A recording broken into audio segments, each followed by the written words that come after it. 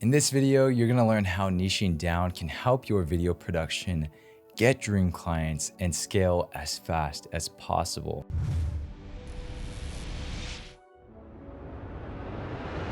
What's up, my friends? My name's John, and this channel is all about helping video creators realize their vision, grow their skills, and make a living by doing what they love. Today, we're gonna be talking about why niching down is so critical to growing your business, how to figure out which niche is right for you, and at the end, I'll give you a few niche ideas if you are completely lost and starting from ground zero. Niching down is something I see a lot of creators get choked up on, and I totally understand. It can seem like a daunting commitment to say, this is the one thing that I do, especially if you consider yourself a multi-passionate person. Don't let this slow you down. Don't let it stunt your growth. If you do, you're not gonna get very far. I can tell you that. So let's start by talking about the differences between a jack of all trades and a specialist. Becoming a jack of all trades is something that I actually recommend for anyone who is at ground zero. If you have no videos under your belt, and if you don't have a clear vision of the type of videos you'd like to create, then yeah,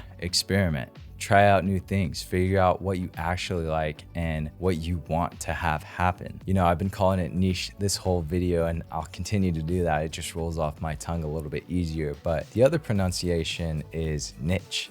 Phrase I like to say is scratch your niche. If you have those thoughts in your head of, it would be cool if I did weddings, high-end fashion, music videos, real estate, travel, product videos, whatever it is, you gotta do it. You'd be surprised at how fast you could figure out what you do or what you don't like just by testing the waters. So why is specializing important? The first benefit you'll find from niching down is that you're gonna challenge your creativity. When you put yourself in a lane and only create videos for one specific industry, you're gonna try to make the next video better than the last, right? That's just what we do, and that's just how it goes. By forcing yourself to go deep into one specific area rather than wide, general, broad, you're gonna become the best at that one thing. Another reason why specializing is important is because it will allow you to scale your business faster. Not only are you gonna become the best at what you do, but you're gonna start to build repeatable systems. What I mean by that is you'll create a way to solve a client's problem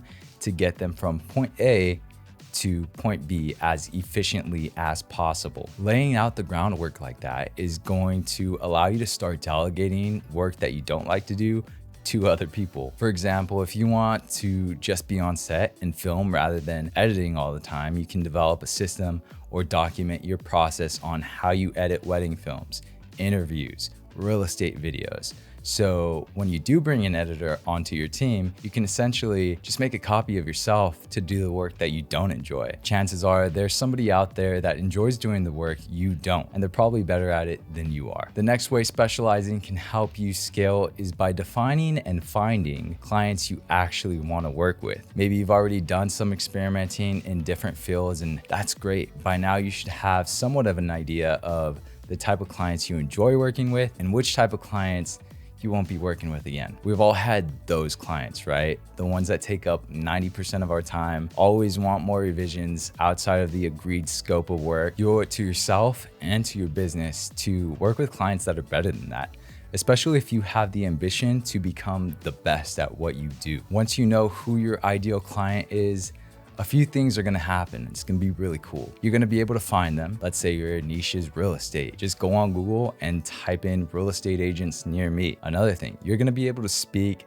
their language and solve their problems. An example of this is that a local business needs all new website content, a brand message video explaining what the business is all about, each one of their services, and maybe some ads. If you have a client with that specific problem, you'll be able to confidently say, hey, I've seen this problem 100 times and I've solved it 100 times. Here's my portfolio and how I've been able to help other business owners just like you. And guess what's gonna happen? You're gonna get that sale. They're gonna want what you have because it's so specific to the problem that they're facing. The next thing that's gonna happen is that they're gonna be able to find you. And my friends, this is a massive game changer. Imagine yourself not having to do the cold calls, not having to send out random emails. Imagine you not having to prove yourself, your worth, your capabilities, because you've already positioned yourself as the go-to person for what they need. You're gonna be able to actually attract the businesses you want by making yourself the expert your ideal client needs. So if you wanna do more e-commerce product videos, stop putting out music videos. If you wanna shoot lifestyle swimwear, don't put out hair salon videos. If you want to start shooting travel videos for high-end hotels, start doing that and start sharing content that shows you are the go-to person if a high-end hotel needs some content. You get what I'm saying? Stop trying to find clients and make it easier for the clients to find you. Lastly, you're gonna get more referrals. When you're in a specific industry, you start to learn about other like-minded individuals in that industry. Although the people you get referred might not be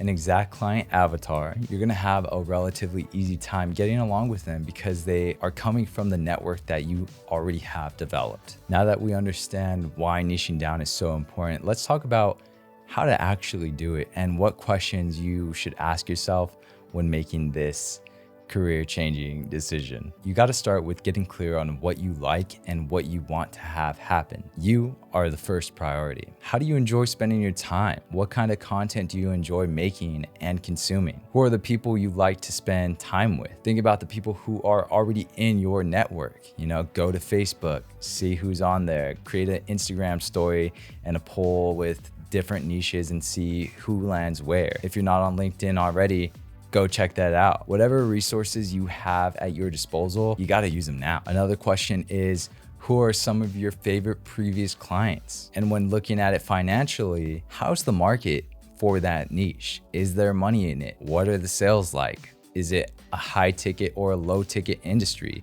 Is there high volume or low volume? What's the lifetime value of a customer for that business? What does the length of the sales process look like? What's the competition like? For example, if you want to work with real estate agents, can you serve more than one of those things in your specific area? Because if you have one real estate agent, let's say in San Diego, it's going to be hard to work with other real estate agents in San Diego because it's like so much competition. You're going to clash heads a little bit. That might not be too fun. Another question to ask yourself, is it profitable? Not just financially, but for yourself. Like if it doesn't fulfill you, it's not gonna last very long. And if it does, then you're gonna be absolutely unhappy with what you're doing.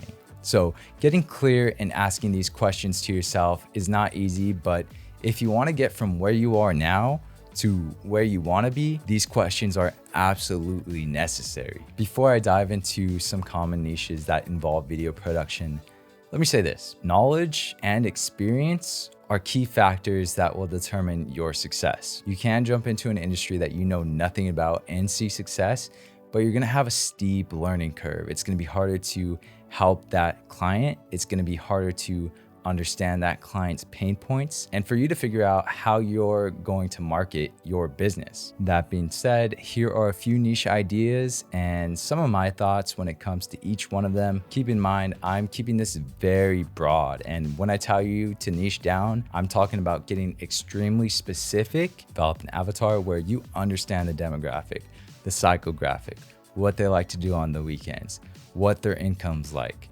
all of those little details. So first up, we've got music videos. And personally, I started out with music videos and they're so fun to shoot. But unless the artist is signed to a major label, typically the budgets are gonna be pretty low. On the plus side, you have more creative freedom. You're able to tell a story. They're fun to edit. It's a great intro to filmmaking in general and how to use your camera creatively.